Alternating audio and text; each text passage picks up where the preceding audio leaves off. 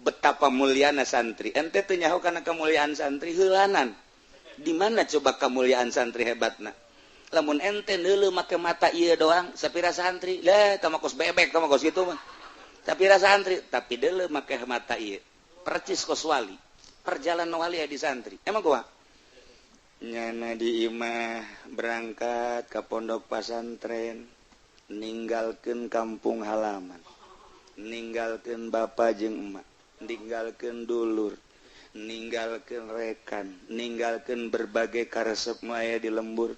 Sasalaman abdi malah dek pesantren wecet cicing di pondok pesantren. Melesat jana ti imah, ninggalkeun indung bapa, kampung halaman, tempat kelahiran, babaturan rekan ndetolan jeung berbagai kegiatan nu nyana resep, tapi nyana deuk ka Allah cet cicing di pondok pesantren. Tanya, naon nu kumaneh kuari dituju apakah ijazah? Boro-boronya na kiai na gitu bukan ijazah. Naon atuh? Allah awalan dek jadi wali nyantri heula. Sing ade ulah salah. Lantaran pondok pesantren mah aya anu setahun bisa ngejar 10 tahun. Beda ilmu Allah mah. Beda ilmu Allah mah dikejar sabulan bisa mengejar pelajaran 10 tahun. Kitulah ya Allah lamun geus mere ilmu ka hiji santri, masyaallah. Eta mah make teknis-teknis kitu modern tah mah. Mun mustak kita mudirun tah mah. Moborot. Pondok pesantren mah tiba heula lagi. Sok kira tiba lagi santri botakan kos du frustasi ke masjid kabeladi dah geus embungnya sih bau geus kos kitu bae mun babaturan eta tanya satu kumaha aing bae sapir ka Allah mah itu kudu bisa sih kerja di ka mall ka Allah paling jeung ngabatur aing jeung sia sih gitu nya seuh geus atuh bararu bentek eueuh masalah dahar teu puguh waktu emang santri puguh waktu henteu coba bapak-bapak ibu-ibu datang ke pesantren Cilok jam sabaraha bae aya bae nu masak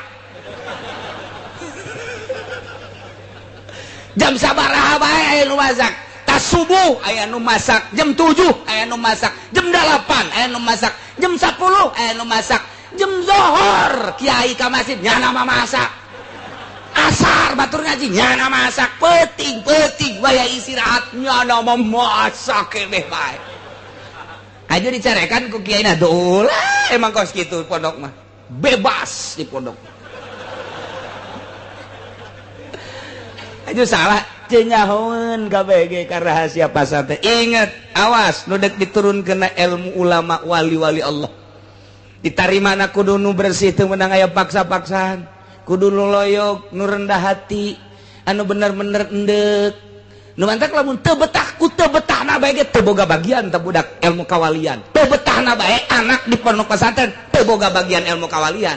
Ku betahna bae ge teu bisa ngaji wali eta budak. Mun bapak mah santrenkeun anak dihitung ku ari geus 10 tahun padahal teu bisa ngaji ulah dikukumahakeun geus jadi wali.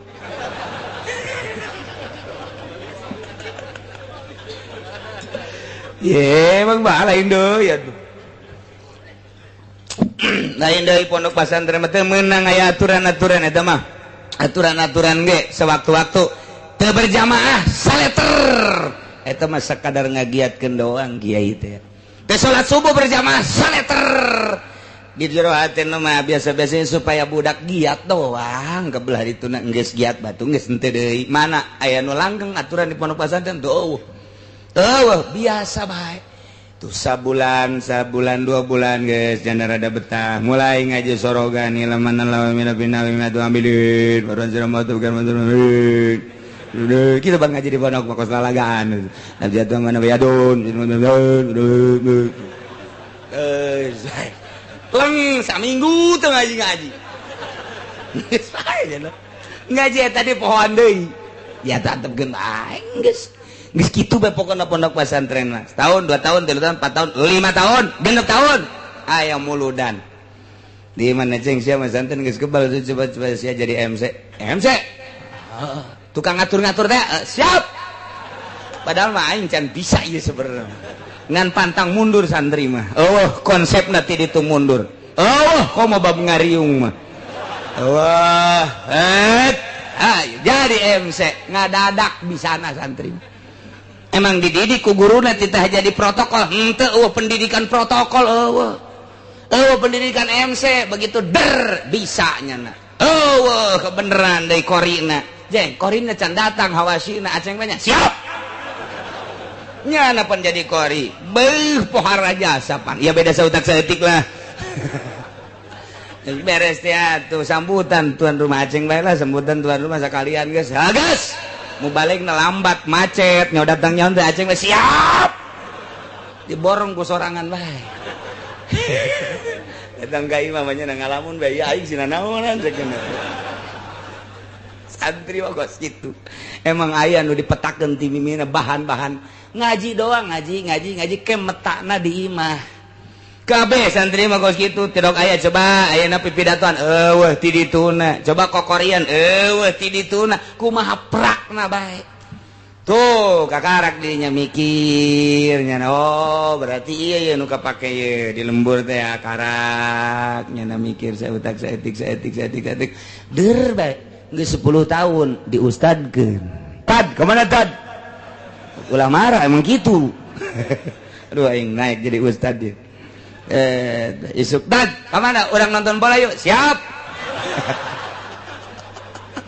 Ustad bae wae nonton bola menonton bola bae. Da ustad tah santri mah non teknis kajian gedeng teu meunang. Terus bae kiai na ngaji bae lillahi taala teu meunang marah ka santrina teh ai lain boga maksud tertentu mah kecuali boga maksud tertentu ngadidik ku cara marah. Masalah breng 10 tahun 15 tahun kadele kuari padahal mah di pondok nanti lok ngaji tapi di imah nama masyaallah kapake tuh cek lembur teh ajang ulah ka mananya ieu masjid jauh deui di kokolot teh aing dikolotkeun burung jeung nya nah hatena seserian siap sapira jadi imam santri ogos gitu. Eueun teu maju kabeh ge maju. Dak di Jakarta coba nu nyekel-nyekel masjid, pondok pesantren naon kata mushola, santri salap mayoritas. Hampir 70% Jakarta nu aya di masjid urang Pandeglang, urang Serang, urang Tangerang salap. Di Bandung sarua bae masjid-masjid dicekelan ku bangsa nu keluaran lain salap masyarakat teu narima. Heran dipaksakeun ge lain bae cak teh lain kos kitu lain. Tapi lamun kaluaran salap, masya Allah, salah sautak saeutik mah geus maafu. Naon eta? Teureuna basicna awalna memang maksud ibadah. Jadi ngeunaheun dibawana endek ibadah dibawa ku nusuk ibadah nikmat. Tapi lamun masyarakat dek ibadah dipimpin ku nu lain ibadah duduiteun lain deui bae hatena. Jadi teu sapagodos antara masinis jeung muatan lain deui. Sakitu hebatna capetang nya teh lamun khutbah capetang hate teh lain deui bae. Kunaon maksudna lain deuk ibadah. Lantaran santri mah didik nedek ibadah ngeunah eta mah variasi doang berkat-berkat mah kos kitu mah. Ibadah tuh mata pondok pesantren mah teu bisa kitu. Geus lamun kiaina mah hiwal jadi tim sukses. Di partai misalnya kiaina milu di Golkar sabaraha kiai nu runtuh Tangerang, Serang, Pandeglang teu kudu ka Jakarta, teu kudu ka Jawa Tengah, Jawa Timur ambuk naon eta niatanana geus lain deuk ka Allah deui tah mantak sing hade ieu kredit ieu panyakit ka kiai kamari mah cenah aya nu nuturkeun aing ngariung ge dionang kuari henteu atuh sia teh kuari mah geus boga apaan sana ngredit goblok. Kamari mah ku masyarakat teh punten mama kuari mah punten mama nu kan aya kanan kuari mah geus di luar nyaritakeun lain kiai teh mah kos kitu ngridit lain kiai teh mah nya mah jangan doana ge ini tim sukses lain kiai disatukan mah kos kitu beda geus teh nyambung penyakit dibawa ieu la yabluwannakumullahu bisyai'in minas sayd Gusti Allah teh nyoba ka ahli Mekah ka urang Arab lantaran kehidupan urang Arab teh ngabuburon dicoba ku Gusti Allah supaya ulah ngabuburon kebenaran harita teh keur ari ihram mereka Mekah wa muhrimuna jan selanjutna ge lain keur ihram ge ieu teh tepati bagus sabenerna mah dina kahirupan maisha teh urusanana ngabuburon kurang bagus nu paling bagus mah tani nomor kadua dagang eta nu paling hebat mah maisha nomor kahiji tani nomor kadua dagang enggak saya gitu dagang nage sing hade deui tani nage sing hade ku ayeuna mah nah ya lialam Allah maksudna Allah dek nembongkeun ka nyaho Gusti Allah ge lain Allah supaya nyaho lain Allah tedek nembongkeun ka nyaho Gusti Allah nu Gusti Allah geus apalin ilmu zuhurin supaya kanyahoan ku urang saha nu imanna mantep ka Gusti Allah jeung saha nu imanna teu mantep ka Gusti Allah bakal kanyahoan ku urang kanyaho Allah teh bakal kanyahoan ku urang mantap ilmu zuhurin ya Allah setik mantap may yakhafuhu bil ghaib begitu diharamkeun titah ulah ngabuburon saat harita teh awas sing ade lamun masih kene aya anu ngarumpak larangan faman yatada ba'da zalika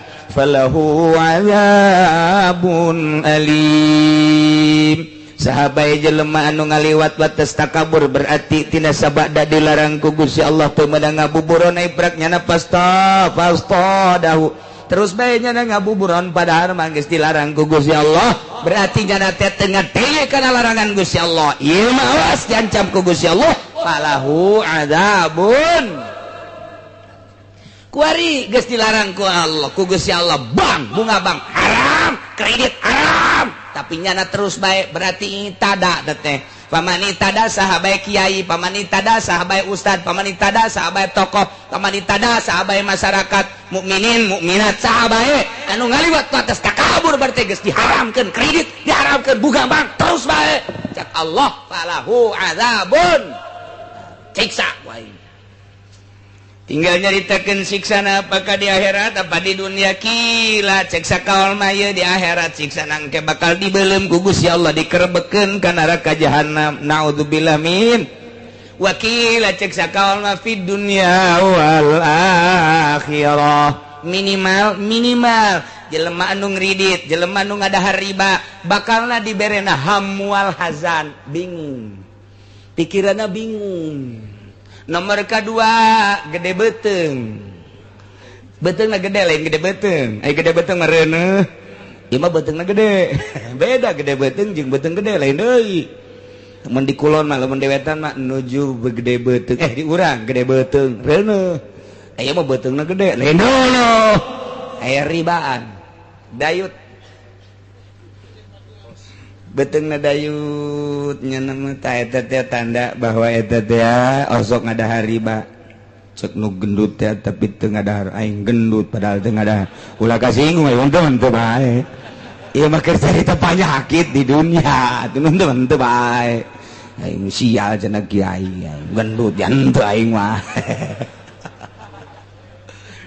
bab jelema teh ayeuna sakarakter jeung satipe jelema memang ku Gusti Allah dijieun postur tubuhna kuru bae sanajan gembul ge kuru bae teh mah aya jelema teh mun daharna gede lintuh mun daharna leutik kuru aya anu jelema teh saeutik bae daharna sanajan saeutik tapi lintuh bae beda-beda teh mah ngan ieu mah keur carita nyaritakeun falahu adzabun alim ieu nu asli nama jaga engke di akhirat geus teu samar deui ngan cek sakaol mah sarua di dunia ge bakal dibere di dunia di akhirat na jelas di dunia na hiji bakal dibere penyakit ham penyakit hazan penyakit syak jadi ieu bingung bae prihatin bae mang bae eta teh suuzon ke ka jelema suudzon baca bagai kiai anu asup Golkar mah kajelema suudzon bae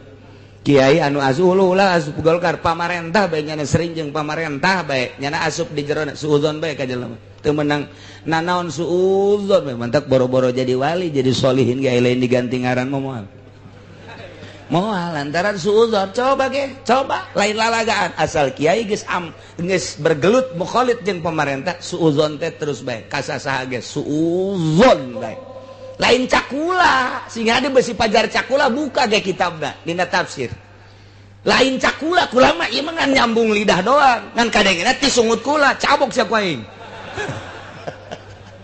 suudzon bae ge asal geus aya ka pamarentah bae kanu lain teh suudzon bae tapi lamun cekas kiaina waya jeung pamarentah dakwah aing mah ka pamarentah ge waya jeung pedagang dakwah aing mah waya jeung masyarakat nyana mah tilok aya suudzon-suudzonan biasa bae ka Gusti Allah nek duduhkeun ieu mah aing mah ka Gusti Allah waya nita ngazakat waya nyaritakeun teh jujur ka pamarentah teh pinarakaeun ka kabeh ge jelema kabeh ge yeuh bakal pae lempeng ngeunaheun kadengena sanajan teu nuturkeun kedua sanajan teu nuturkeun ngan kadengena mah tetep bae ngeunaheun atuh nyahoeunnya lagi kanu ngeunaheun mah masyarakat ge aya nuturkeun mah tuh henteu tah eta kos kitu tah lempeng nah ieu keur carita falahu adzabun alim bakal disiksa famanita da jelema anu teu nuturkeun ka Gusti Allah pasti disiksa di dieu keur carita cobaan masalah buburon kunyana dirumpak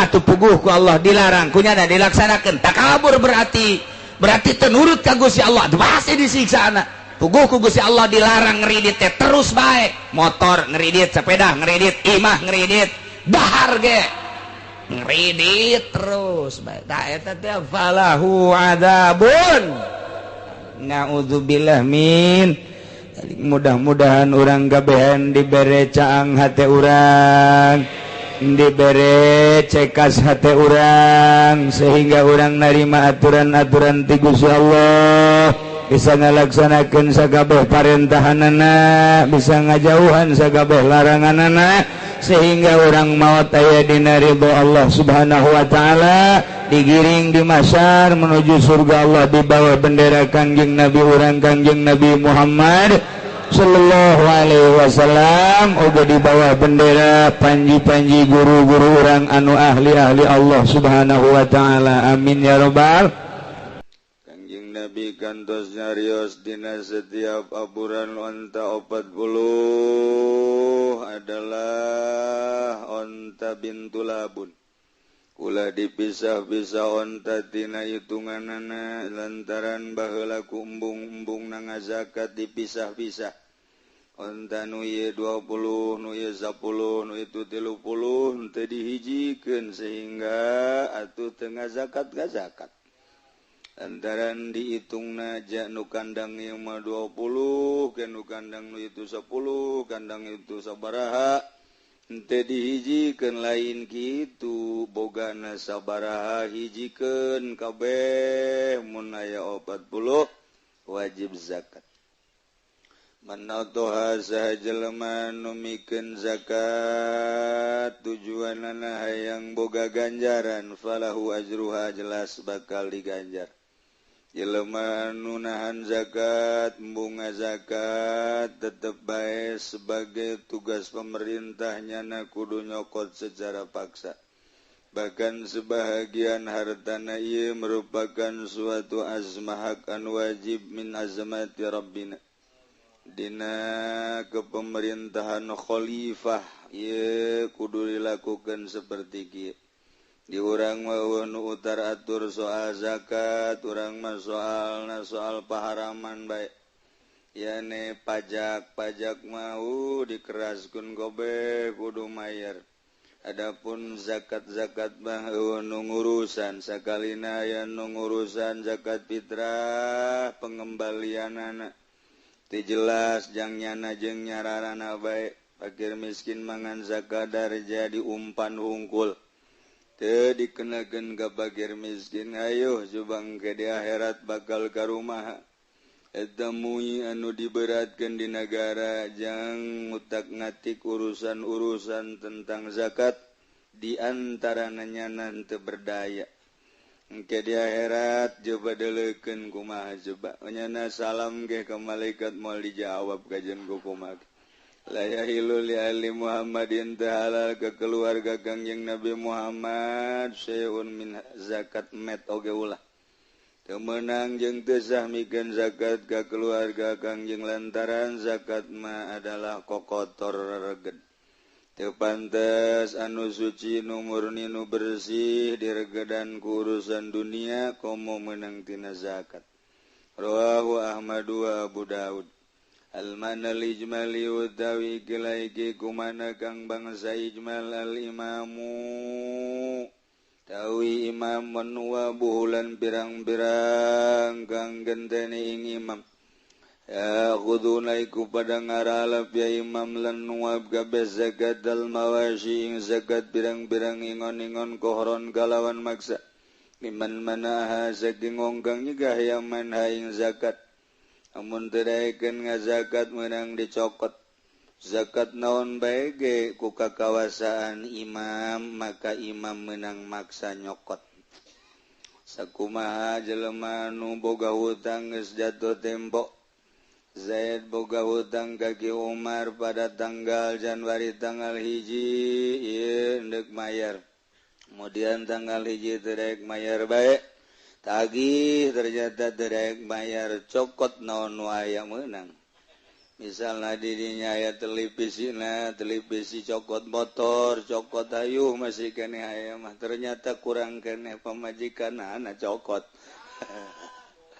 aduh tuh kobul bae nya nama geus teu beres tah giliran salah kobul wa zamut tabakun alaih lan utawi iki kaulikum mutabak alaih nawahal maliku maka lamun nganiatan haing zakatul mawasyu sabahal maliku engkang ngamilike inda akhdil imam ing dalam nalika ngalebe imam laha gadue zakat sakotaan hul wujub maka logor anu saking malik apa kewajiban ketika dicokot secara paksa ku imam kemudian nyana niat jadi berarti kutiba lahul ajulan den tulis kadue malik apa ganjaran wal barakatulan keberkahan jadi urusan dipaksana adalah eta tugas di pemerintah tugas secara syar'i ketika dipaksanya niat atuh geus bae lantis logor kewajiban tur menang ganjaran serta keberkahan wa illam yadba ikhtiaran lan sarajan orang ngawekeun ya malika ing zakat galawan ikhtiar milih-milih akhadha al-imam min qahran ajadhu lan ngalep ing zakat sapa imam min saking malik galawan bagza ajzaatu maka nyukupi ya wa in akhadha sarwajan lan lamun ngalap atau akhdhuha atau akhadha wa in akhadha lan lamun ngalap ing zakat sapa imam saking malik kalawan paksa maka nyukupi ya zakatuhu ing malik cukup bawa saqatan hul wujub lan logoran saking malik apa kewajiban wa niyatul imam kafiyatun wa niyatul imam tawi niat imam iku kang nyukupi an niatihi saking niat ya malik niatna imam cukup bae terhadap niat malik wa qad fatahu lajulan temen potu ing malik apa ganjaran nu bogana tedaikeun ngaluarkeun zakat paksalah ku pemerintah nu nganiatan zakatna adalah imam jadi bae cuman ganjaran mente lantaran teu aya karidhoan at-tahlilul lafzi wallahu a'lam bissawab.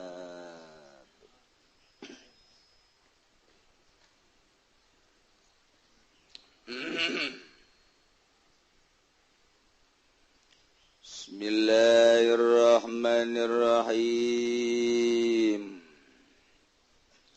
Al-maf'ulu ma'hu huwa alladhi tuf'alul asya'u kulluha ma'hu wa bihudurihi wa huwa Allah al-qa'imu ala kulli nafsin bima kasabat ar-raqibu ma'a kulli syai'in wal hadiru ma'a kulli syai'in wa huwa ma'akum aynama kuntum.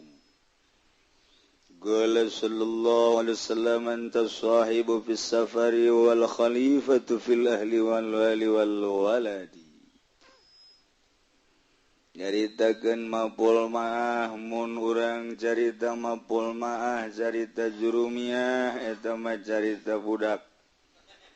Nugagarak asub ke pondok pesantren supaya ulah salah macana ja'al amiru wal jaisha ulah dibaca ja'al amiru wal jaisi besi dibaca ja'al amiru wal jaisu jadi kudu aya aturan ja'al amiru wal jaisha stawal ma'u wal khosobata gampang tapi mah carita mapul mah secara isyarah maknawi urang lamun carita zohir mah babari mata urang didelekeun ku Gusti Allah cek Gusti Allah aing nyaho kadele kadenge aing nyaho jasa kadele sia kicep teh aing nyaho ka kicep sia nu dideleku sia teh makhluk aing mata nangieun aing nu dideleku sia nangieun aing deuleu sia nangieun aing atuh mana nu urangan luhur tah mulai tah rada luhuran ti kamari nu kamari ge poho aing jauh kana denge sia siang ngadenge naon bae aing nyaho sebab jeuli sia teh nu aing nangieun aing ku aing didengekeunana nu kadengena suara-suara makhluk aing ayuh gerage suara manuk nang aing suarana ge meunang aing nyuarakeun suara kori nage nangieun aing suarana nangieun aing suara-suara naon bae eta teh suara makhluk nangieun aing ceuli sia bisa ngadenge nangieun aing ceuli sia ge nangieun aing aju mana nu sia daeuh gerage mana nu sia ambe sia kanyahoan ku aing nyaho kana ambe sia ngeunah jeung teu ngeunahna seungit jeung teu seungitna nu ku sia diambe aing nyaho resep jeung teu resepna nu ku sia ka ambe aing nyaho sebab irung teh nangieun aing bisa ngambe teh ku aing nu diambeuna ge makhluk aing mana nu sia sok gerak gabe nah mapul ma'ah teh allazi tuf'alul asya'u kulluha sakabeh perkara eta teh ma'ahu bareng jeung allazi teh Allah allati tuf'alul asya'u nu dipigawe seluruh perkara beusi aya nu nyesa sumulkeun ihatohkeun kulluha sakabehna nu nyesa hiji acan ternyata horeng ma'ahu babarengan jeung Gusti Allah bahkan wa bihudurihi kalawan hadirna Allah wa huwa allazi ta Allah alqaim ala kulli nafsin bima kasabat anu ngatur kana seluruh awak-awakan dengan naon nu kunyana diusaha urang nyaho teh urusan tauhid tapi karasa ka jero jajantung we hese mantara kuari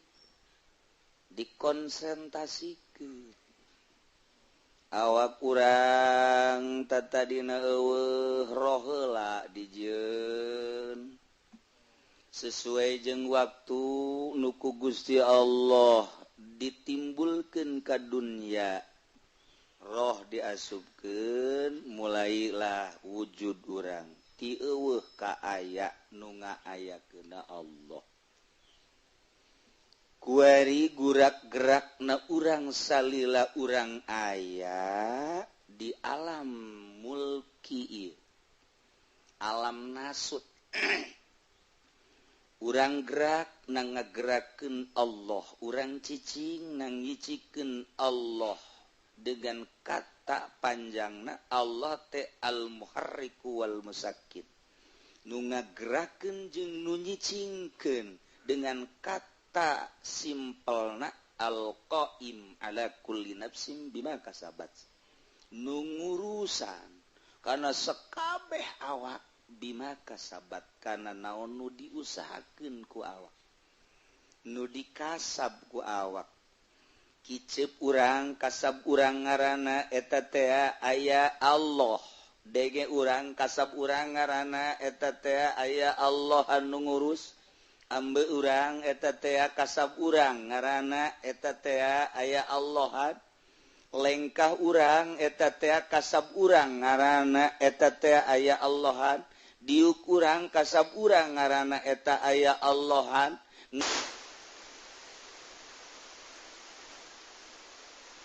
keluar kabeh orenganan mahu bareng jeung Gusti Allah dirinci ku urang ari urang nu mantak bisa diuk teh make naon make tanaga ai tanaga nu saha nu Allah ai urang lempang make naon make tanaga jeung kakuatan ai tanaga jeung kakuatan nu saha nu Allah urang bisa maca Quran ai eta maca Quran make naon make biwir Ari eta anu maca ngamacakeunana bisa maca makharijul huruf na make naon make pikiran ai pikiran teh nu saha nu Allah ai akal nu saha nu Allah urang osok ya muqallibal qulub tsabbit qalbi ala dinika wa ala taatika subhanaka inni kuntu minaz zalimin berarti urang teh nyaho sadar bahwa eta teh kapan nu Allah kabeh ge nu Allah kabeh ai nu urangna nu mana eueuh nah ketika aya nu di aku kurang ieu teh mata aing sing hade ieu teh ceuli aing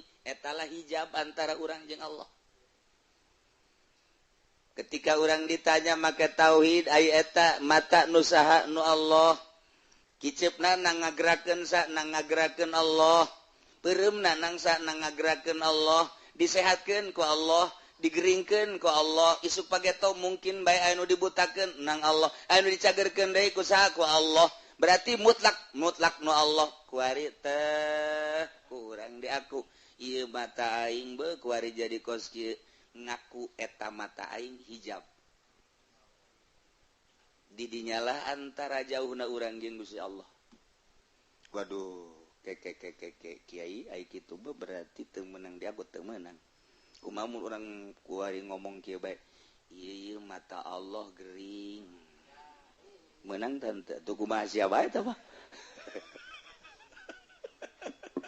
heulanan hese tah deuk jadi hakikat teh hese sebab urang mah di syariat ge can anggeus eta mah percis oko santri jeung kiai nu kukula didongengkeun ti heula teh aya kiai kadatangan tamu aju neangan jang nyuguhan ka sisi kagigir aya kotok jago dipencit gitu kan disuguhkeun santri nang sapoe dua poe ieu neangan kotok aya nu bebeja dipencit cenah ku kiai oh ku kiai dipencit aju bebeja ka kiai pencit kotok ablah tupan sia geus diurukan ku aing kotok teh eta teh teu meunang di aku janu Allah jadi aing memencit teh mencit atuh boga Allah bae geus ulah kumaha nya kabeh nu Allah sing yakin ka muridna kos kitu sing yakin eta teh nu Allah teu meunang di aku benar menang dua poe embe kiai dipencit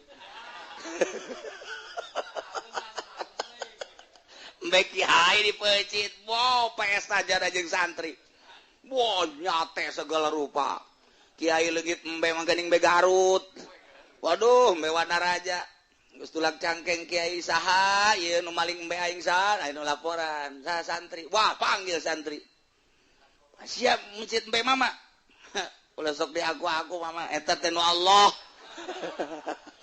kula teh apan ilmu teh ti mama kabeh ge cenah nu Allah lah pokona mah teh di aku kukula ge pencit bae kaya aing mah nu Allah ge ulah gede-gede teuing we sadar kiai aing salah ngadidik ka murid teh teu beunang salah ngadidik hakikat teu beunang dibawa ka syariat waya syariat bae tungtungna pada takos kitu acak-acakan ai keur nyareat ulah sok dibawa ka hakikat atuh murid mah santri can datang ka hakikat ai kiai geus hakikatan atuh sakitu ge deres kan embe henteu anapa dipencit jeuh teh eta waya syariat didik syariat bae ulah sok totorekatan kela mun geus naek ka torekat jangan ge sadar aing teh keur aya dina si naon kitu ngaranna dina kolom torekat aing teh keur aya di koridor torekat. Jadi lamun keur syariat di bahasaan torekat atuh mah asup ka jeung kumaha ge. Ketika nyana geus suluk di torekat kuari ngabahasakeun hakikat atuh memang eukeurna pas sakumaha budak SD, kuari dibere pelajaran SD pas. Kuari naik, kuari SMP dibere pelajaran SMP pas. Kuari naik SMA dibere pelajaran SMA atuh pas. Kuari mah budak SD di pagahan I love you. Waduh, udah SD atuh balik sekolah geus jarah bahasa Inggris. Good morning say. Hey. Budak SD geus nyor good afternoon say. Waduh. Kabletun I love you pan budak SD teh pantes disebut I love you.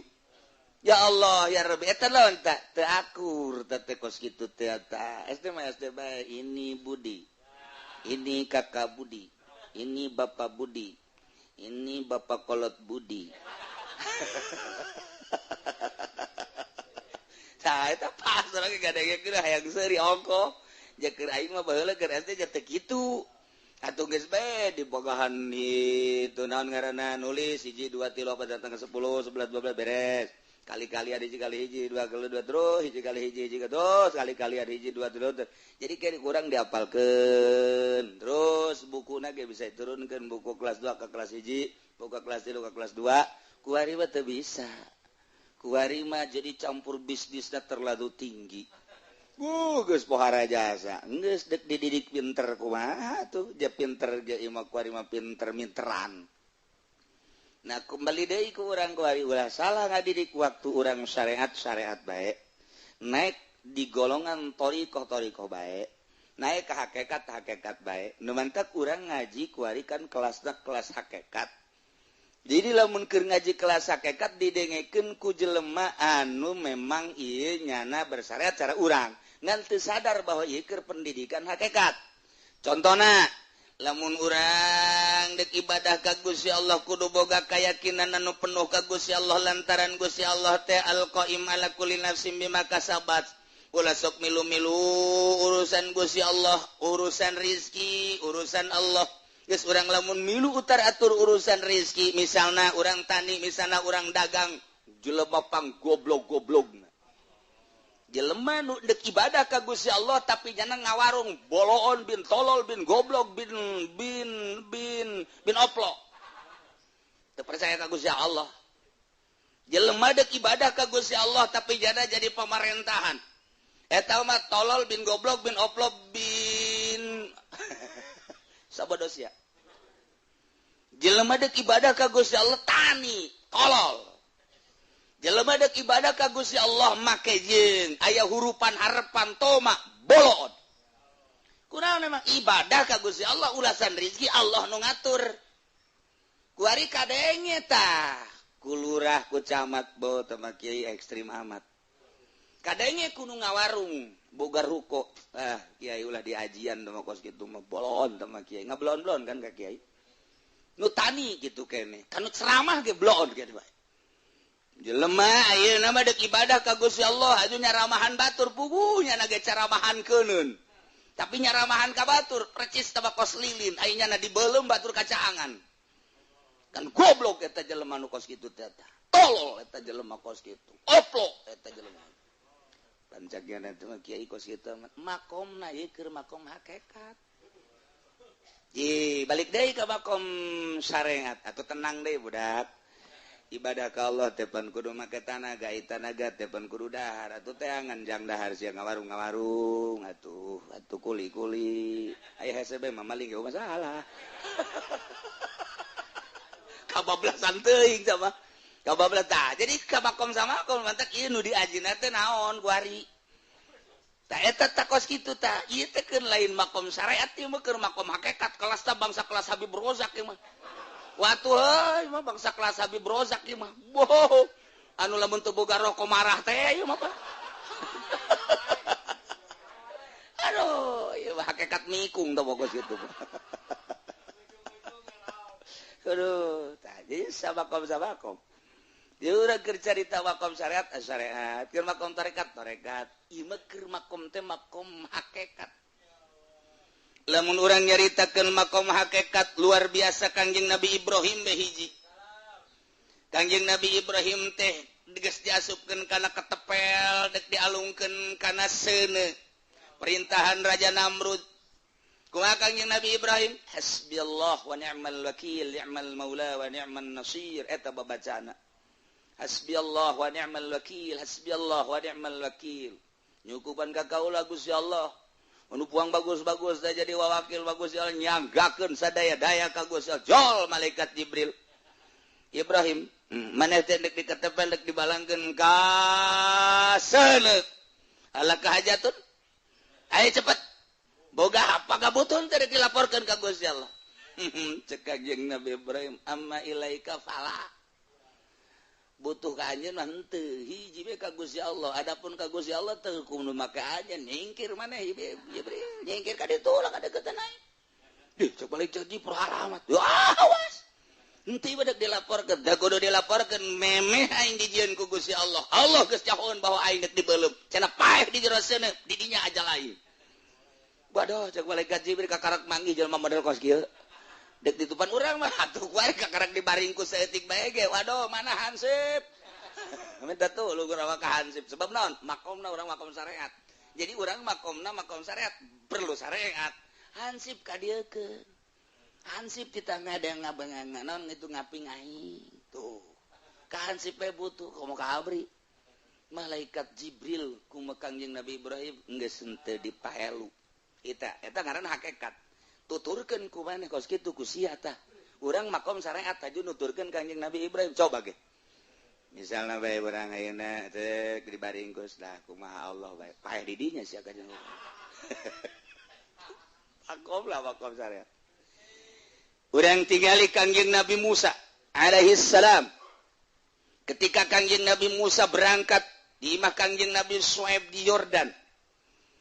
Kemudian manehanana kamadian eta teh melalui Gunung Tursina. Wah, nu geus ka ditu mah kabayang Gunung Tursina teh. Ya Allah, nu encan ka ditu mah paling ngabayangkeun Gunung Santri. Di luhur tukang saong geus sakitu.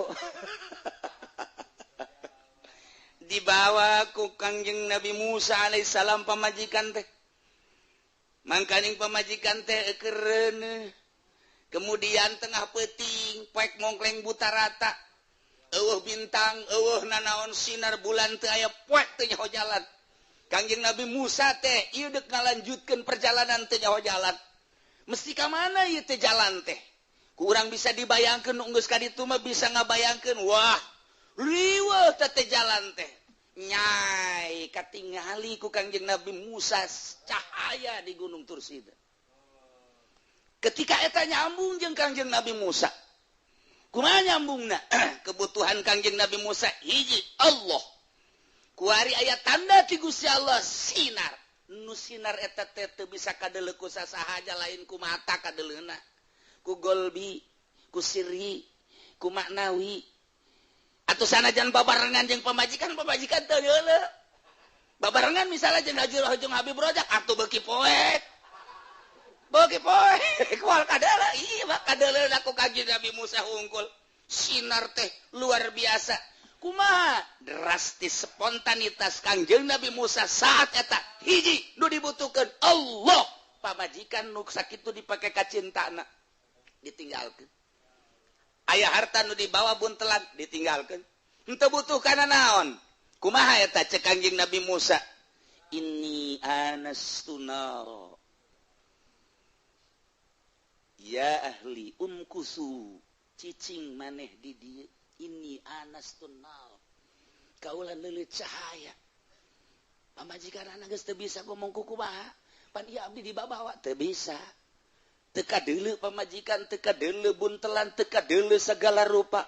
Geus teu ngurusan naon. Golbu teh ngan ka Gusti Allah we hungkul. Narabas. Lempang ka mana nuju cahaya. Andai kata di dinya teh aya batut moal karasa batu kaliet. Andai kata di dinya teh aya orai moal karasa orai dilihat. Andai kata di dinya teh aya jurang moal karasa. Lantaran ieu nyambung hakikat gelbu Kangjeng Nabi Musa jeung cahaya nu aya di Gunung Tursina. Hiber Kangjeng Nabi Musa. Ulah dibayangkeun leumpang cara urang kotrek dikira datang. Beuh komo ka Gunung Santri. Bisa turun deui. bisa turun deui urang dekat sumur 7 bareng yang Haji Pudoli mal datang sebab naon kakak datang ke pertengahan di SMS acara direngkas betung terjadi naon eta berat ka acara berat ka dunia berat ka mangsa makhluk moal datang ka Gusti Allah urang ge urang kuari tuturkeun Kangjeng Nabi Musa ketika urang ka Gusti Allah ulah aya nu ka berat tah nu mantak ieu deuk guru hakikat hese teh melalui torekat ninggalkeun etana andai kata keur ngawarung eureun sia ngawarungna andai kata manehanna keur tani eureun sia tanina andai kata manehna keur di organisasi kaluar sia ti organisasina andai katanya keur babarengan di satu kelompok kaluar sia di kelompok eta maneh teh keur magahan ngaji di yayasan belum yayasanana sia teh keur jeung santri teh ngawurukan atuh lamun berat ka santri berarti teh leuwih berat ka santri mah ninggalkeun Allah tinggalkeun santri pan berat eta kos kitu nu matak guru nama aya bae saha jelemana kuari nu endek belajar norekat saha jelemana cenah aya di itu nu norekat saha kiai mana kiai anu syaratna kumaha norekat lamun geus anggeus cenah kudu mayo sapi kan cabok sama kiai kos itu manya torekat urusanna jeung sapi manya torekat urusanna jeung cenah make mahar 100 gram maning diabing teh guru torekat kos kitu mah bebeskeun habek ka sumur 7 hubunganana torekat mah justru endek nyingkar-nyingkarkeun nu kos kitu Kangjeng Nabi Musa jeung pamajikan jeung buntelan ketika deka Allah ditinggalkeun kabeh teu berat saeutik kacacan sak hiber ka ditu urang lamun deuk hiber ka Gusti Allah kuari tinggalkeun beusi Habib Rozak boga motor mio tinggalkeun bikeun ka Pudoli bikeun wow cak Habib Rozak daripada tinggalkeun mending nambahan tuh mah hese eta kos kitu tuh urang mah berat ku eta nah ieu teh ya lamun urang geus datang ka innallaha ma'ana wa huwa ma'akum ijid kabeh ka dunya urang teh maca sholawat nu kadeuleu Allah maca zikir nu kadeuleu Allah urang salat nu kadeuleu Allah silaturahim nu kadeuleu Allah urang ngariung nu kadeuleu Allah urang ngaji nu kadeuleu Allah sedengkeun Allah pan ka urang teh nitahulah resep dunia hiji bae urang tinggalkeun makhluk cet nyeplos urang ka Khaliq nah eta kos kitu teh loba nu bisa lantaran Kangjeng Nabi nurunkeun ilmu ka sahabat ti sahabat terutama Abu Bakar Siddiq jeung Sidina Ali kemudian terus ka Sidina Husain terus ka belah dieuna ka Ja'far Shadiq terus ka dieuna ka Hasan Basri terus ka belah dieuna ka para wali-wali sanga bisaeun nya mah molonyon tina dunya set teu berat teu nanaon anu mantak lamun urang kuari endek ka Allah kuari merenung saeutik awak coba atuh jasia teh horenganan bareng jeung Allah mun hayang di alam ku Allah ulah resep dunia jasia teh gerak sia gerak Allah cicing sia cicing Allah kicep sia kicep Allah denge sia denge Allah Allah teh babarengan horenganan jeung sia ke encan dicaritakeun bareng teh naonna kitu baheula engke aya kitu mah cenah babarengan jeung Allah aing teh Allah teh eta pelbeloon deui bae pan eta kaji hakikat hese ge keheulan kitu baheula bisa jadi marikung ya murid dia ku hese lah batak bari hiburan bae mah bari hiburan lain badrak-badrak memang kumaha kitu ngan supaya kaharti tah kade atuh aya Allahan mah sedengkeun Allah teh nitapan Allah mah maha sagala-galana bener ku Allah dihayukeun salah ku Allah dihayukeun ja Allah mah pangeran lamun bener bae mah atuh Allah teh lain pangeran lamun salah bae Allah lain pangahayukeun boro-borona naon kafir bae ge ku Allah dirizkian bae disehatan bae kumaha kahayang urang ye kusi Allah teh pangeran nah awak sia teh horeng dideleukeun didengekeun ku Gusti Allah jeung dikanyahokeun nah bejana cak Kangjeng Nabi lamun hayang ka Gusti Allah deukeut tinggalkeunlah bebendu Allah di antarana dunya nah kuari aing deuk nanya ka si awak urang sorangan tah tengah peuting nu dipake ka resep kusian naon coba cincin kuari keur usim cincin ya. Cincin sia resep. Nah, nu dipake ka resep ku sia teh cincin, tuku sia kan ditenden. Berarti kan nu mantak ditenden geus sia resep. Eta lah hijab antara sia jeung Allah. Coba kuari bikeun ka babaturan sia. Ke di mana hayang cokot deui. Aduh teu gaci kos kitu mah. Ngaranna nitip ka mah tuh. Bikeunan ku sia cincin sia. Ayo lamun sia bener cinta ka Gusti Allah ulah kahalangan ku cincin. Naon hartina cincin? Gusti Allah mah maha sagala-galana, engke di akhirat sia di sorga. Loh, cincin nang di mingguan mah. Lah, sapira nang di mingguan teu puguh ngaranna. Virus lain teh ngaranna teh, kucubung lain. Sia mangan resep nyai-nyayanana doang ditipu sia ku nyai-nyayan anu lelempangan di jerona. Poho ka Allah tuh digulak. Sia teh kapan katipu ku nu lelempangan di jero cincin ke bolon sia. Bikin ka batur. Berani henteu urang mikeun cincin. Tah aing mah ka Allah teu butuh cincin. Malah menta pan. Lainnya eutikeun cincin, menta cincin. Sia mah ngajauhan ka Gusti Allah. Eta cincin. Naon deui nu ku sia dipake ka resep eta teh hijab salian Allah, mun sia resep ka salian Allah berarti eta teh hijab antara sia jeung Gusti Allah. Sakitu bae masih ngaji ka Irak, ka Baghdad, ka Iran, masih ka Turki, ka Yaman, masih ngaji ka Maroko, masih ngaji ka Yordan, masih ngaji ka mana ge guru tarekat majak kitu-kitu keneh di Kangjeng Nabi ka sahabat ka tabiin. Moal jauh kajian teh ngaran tarekat beda-beda. Misalnya tarekat Tijaniyah, tarekat Qadiriyah, Naqsabandiyah, tarekat Utsmaniyah, Ghazaliyah, intina mah ngabersihkeun kahayang nafsu jeung hawa menuju Gusti Allah. Sok dakur bae. Kuari naon nu dipake ka resep Gusti? Nu dipake ka resep motor. Bikin. Jual bae nya meuli nu anyar.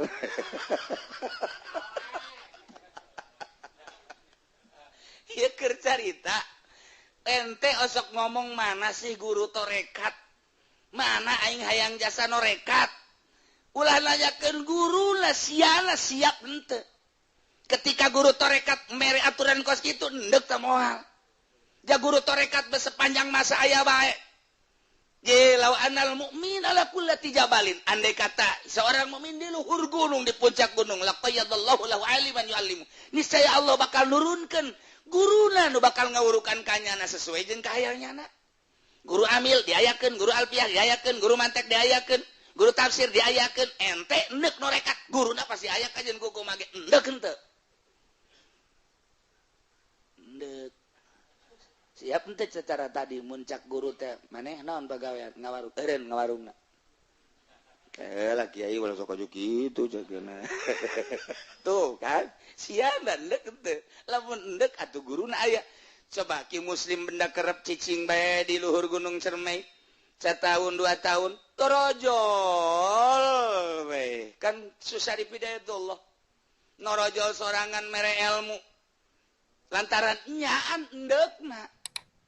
Ai urang endek mah ge aya guruna masyaallah. Teu nyaho ungkug. Ini mah Habib Rojak ini guru tarekat ceukna. Iya, mana mobil yang ada? Gini nama saya katanya. Udah di situ jangan cinta dunia, biar Habib aja. Pan belum sama Habib.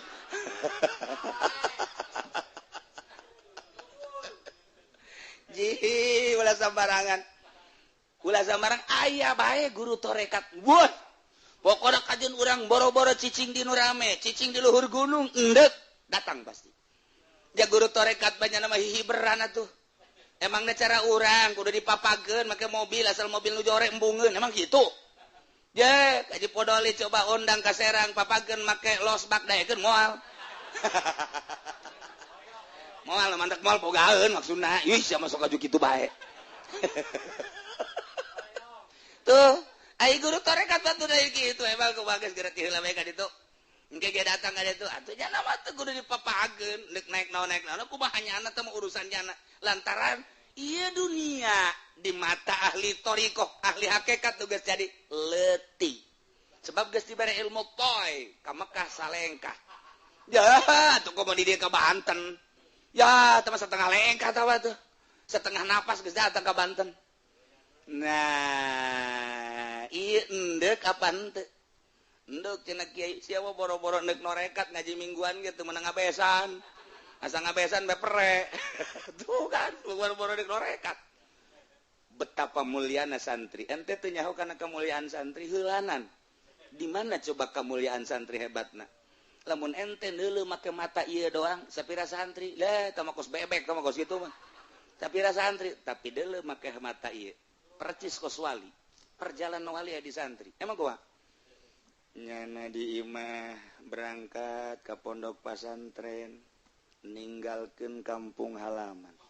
Ninggalkeun bapak jeung emak, ninggalkeun dulur, ninggalkeun rekan, ninggalkeun berbagai karesep aya di lembur. Sasalaman abdi malah deuk pesantren we cicing di pondok pesantren. Melesat jana ti imah, ninggalkeun indung bapak, kampung halaman, tempat kelahiran, babaturan rekan ndetolan jeung berbagai kegiatan nu nyana resep. Tapi nyana ka Allah cicing di pondok pesantren. Tanya naon nu kumaneh kuari dituju apakah ijazah? Boro-boronya anak kiai gitu bukan ijazah. Naon atuh? Allah awalan dek jadi wali nyantri heula. Nu mantep teu bisa dek jadi wali kudu cicing di universitas. Moal bisa. Sakola segala moal bisa jauh. Sebab naon deuleu Kangjeng Nabi Musa alaihis salam ketika ningali golbuna naro cahaya Gusti Allah pamajikan babawaan harta banda dan lain sebagainya geus teu diinget-inget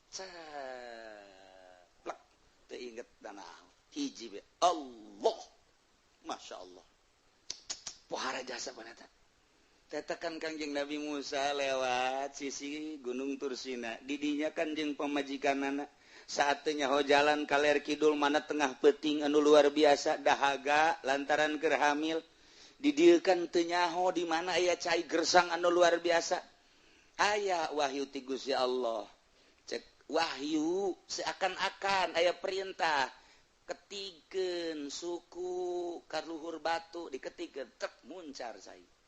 Mantap kami kadinya kamari. Waduh, geus nginum cai eta. Haji Podoli nya mandi nya nginum di dinya. Eta kan urang lamun ngadengar riwayat kitu eta awal perjalanan eta kan. Wah, urang nyaho ti Kangjeng Nabi Suhaib datang kadinya.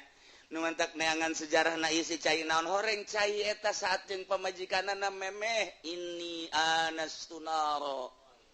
Geus aya di lembah eta di belah ditu geus kadeuleu Gunung Tursina ngan jauh kene diketik cai na hiji tah mah lain cai anu diketrok teh lain eta mah cai ngetik suku Kangjeng Nabi Musa alaihissalam tek kaluar lantaran dahaga nu luar biasa lempang ti ditu di bumi Kangjeng Nabi Suhaib kadinya didinya nginum cai na kuari kajeun ku herang na luar biasa jenginah luar biasa kami didinya marandi ajung ngala wudu ai mandi jeung wuduna mangan sakitu popotoanana nu kebal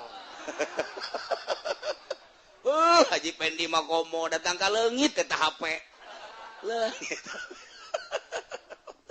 pohara jasa masyaallah nah ieulah ngan kitu garana sumber cai meunang ngetik suku Kangjeng Nabi sampean Kangjeng Nabi Musa alaihis sama masih kene menyatu teh jeung pamajikan masih kene deudeuhnya dibawa ku Kangjeng Nabi Musa berangkat terus ka arah Yordan ka arah eta naon ngaran Palestina tidinya aya ini anastunaro kakarak eta teh keur meujeuhna karam keur meujeuhna baik keur meujeuhna teu puguh ka mana mistina ieu teh jeung jalan ka mana aya dina riweuh, aya dina sempit, aya dina keur kesulitan. Nah, saat etalah Allah mere keyakinan ka Kangjeng Nabi Musa. Nu mantak tara aya jelema diangkat jadi wali di luhur spring bed. Tara aya jelema diangkat jadi solihin di luhur spring bed. Tetep bae kudu masyarakat heula. Contoh Kangjeng Nabi Ibrahim, contoh Kangjeng Nabi Musa. Katingali cahaya keyakinanana saat baik wal karam. Kangjeng Nabi Ibrahim katigali luhurna keyakinan ketika dek dibalangkeun. Kangjeng Nabi Musa alaihissalam kadeuleu keyakinanana deukeut jeung Gusti Allah ketika keur aya dina karobat baik. Tidinya kakarak timbul keyakinan. Atuh nu mantak lamun kiai asup ka Golkar moal jadi solihin-solihin acan. Ganti bae ngaranna Haji Solihin. Kudu puasa.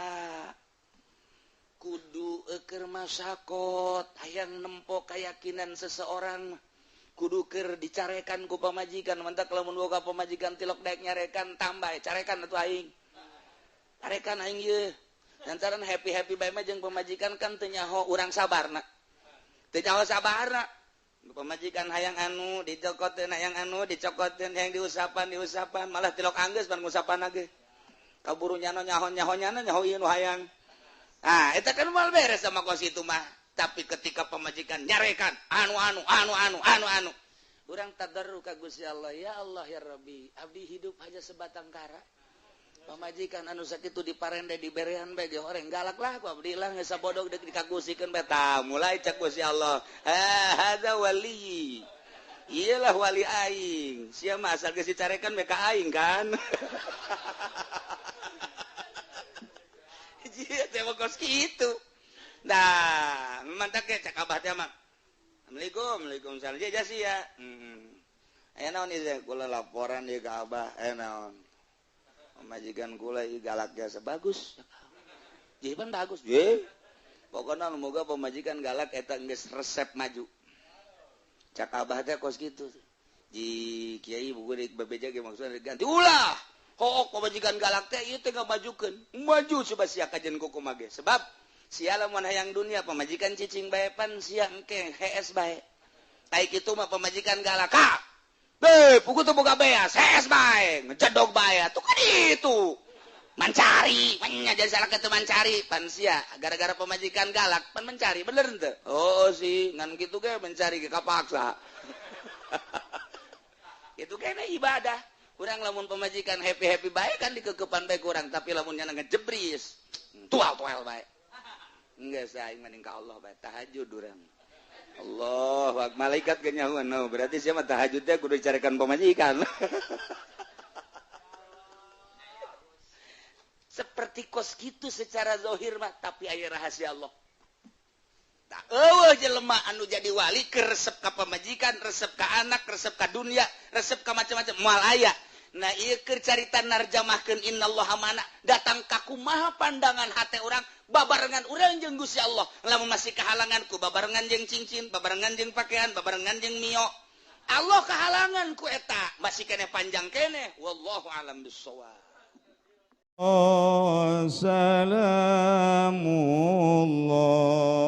ala taha rasulillah salatullah salamullah ala yasin habibillah salatullah salamullah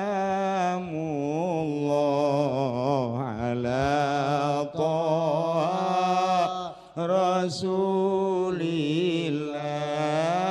salatullah salamullah ala yasin habibillah tawassalna bismillah wa biladi rasulillah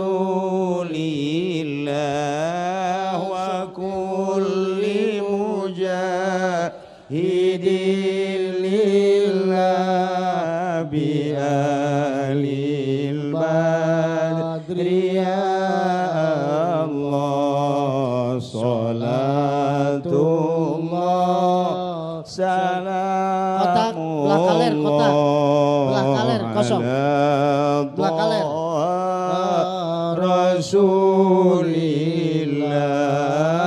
salatullah salamullah ala yasin habibillah tawassalna bismillah wa biladi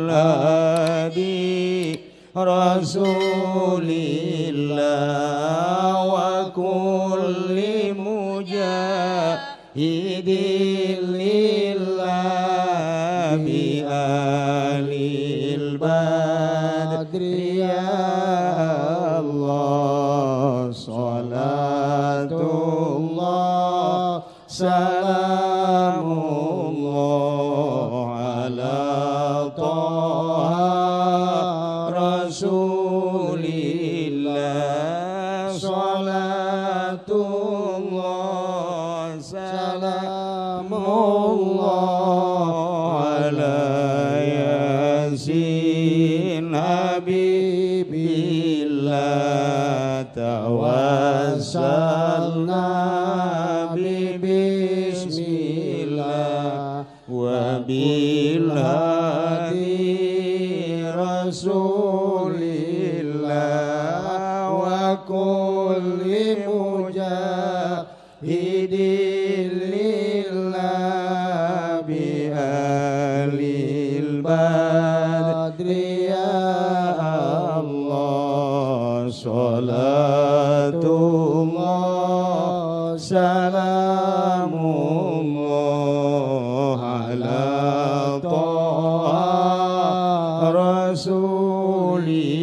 Rasulillah salatullah salamullah ala yasin habibillah tawassalna bismillah wa bil hadi rasulillah wa kulli mujahidin lillah bi alil badri ya Allah salatullah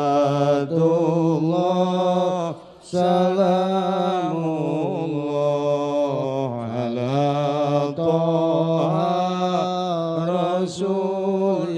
Rasulillah salatullah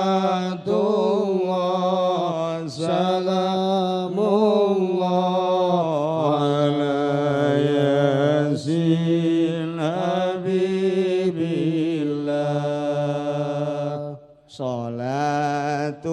salatullah salamullah ala Toha Rasulillah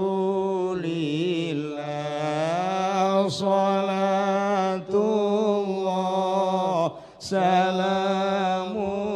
salamullah ala yasin habibillah tawassalna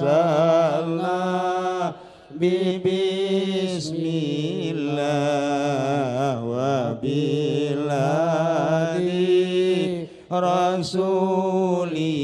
rasulillah wa kulli mujahidin lillah bi alil badri ya Allah salatullah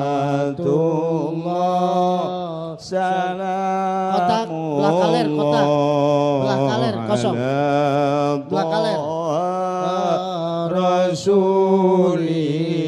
Rasulillah salatullah salamullah ala yasin habibillah tawassalna bismillah wa bil hadi rasulillah wa kulli mujahidin lillah bi alil badri ya Allah salatullah salamullah ala Toha Rasulillah salatullah salamullah ala yasin habibillah tawassalna bismillah wa bil hadi rasulillah wa kulli mujahidin lillah bi alil badri ya Allah salatullah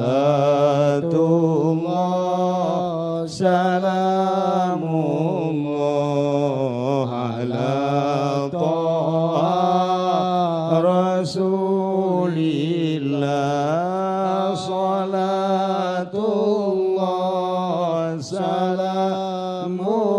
salamullah ala yasin habibillah tawassalna bismillah wa bil hadi rasulillah wa kulli mujahidin lillah bi alil badri ya Allah salatullah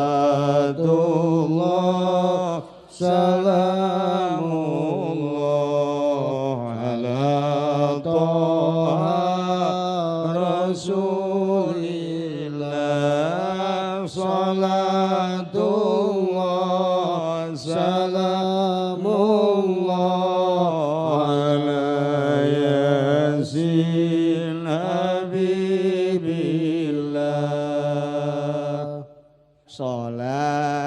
salatullah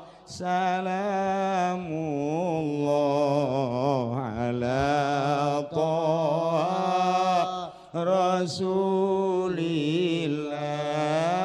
salatullah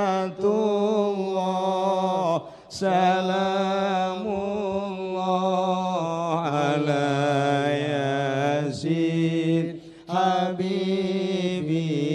habibillah tawassalna bismillah wa bil hadi rasulillah wa kulli mujahidin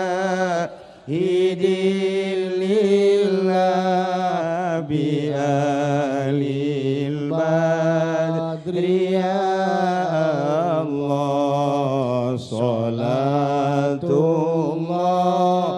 Kotak, belah kaler, kotak. Belah kaler, kosong. Belah kaler. Rasulillah salatullah salamullah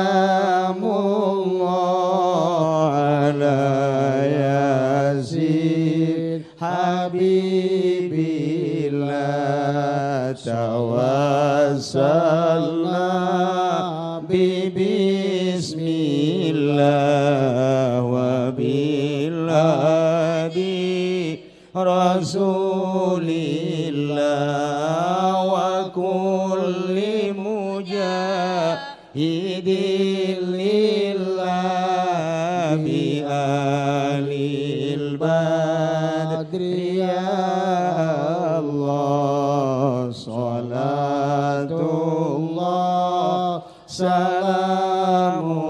salamullah ala taha rasulillah salatullah salamullah ala yasin habibillah tawassalna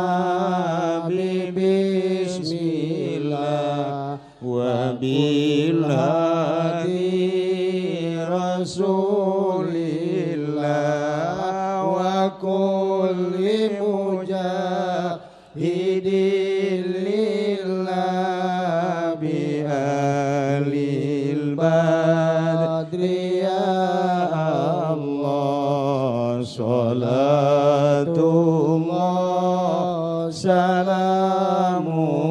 salamullah ala taha rasulillah salatullah salamullah ala yasin habibillah tawassalna bismillah wa bil hadi rasulillah wa kulli mujahidin lillah bi alil badri ya Allah salatullah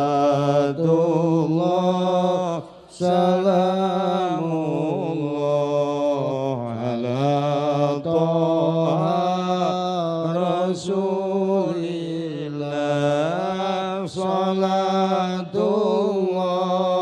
salamullah ala yasin habibi